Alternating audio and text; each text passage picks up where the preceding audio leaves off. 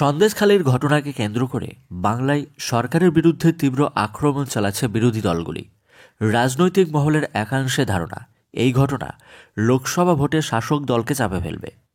একের পর এক জনমত সমীক্ষা ইঙ্গিত দিচ্ছে 18তম লোকসভা নির্বাচনে তৃণমূল কংগ্রেসের আসন সংখ্যা কমবে, ভোটের হারও এক ধাক্কায় অনেকটাই কমবে, এমনটাই কিন্তু জানা যাচ্ছে।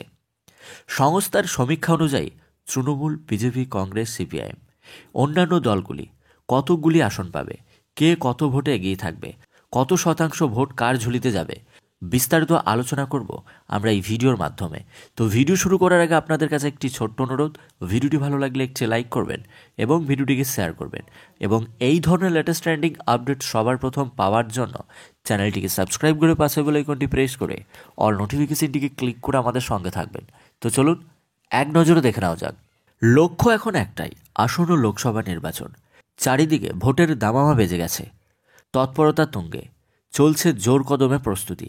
আর এরই মাঝে সম্প্রতি একটি জনমত সমীক্ষা চালিয়েছে একটি সংস্থা বলছে 2024 লোকসভা ভোটে পশ্চিমবঙ্গে নতুন করে খুঁটি পুঁতবে পদ্মশিবির।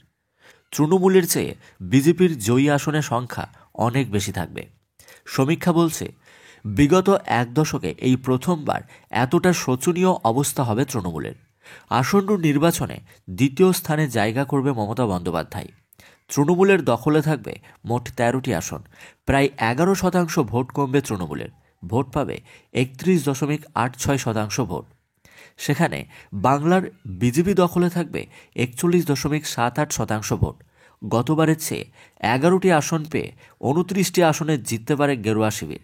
অন্যদিকে জোটসঙ্গী সিপিআইএমের মতো কংগ্রেসের দৌড়ও শূন্য অবধি বলেই রিপোর্ট প্রকাশ করা হয়েছে ওই জনমত সমীক্ষায়।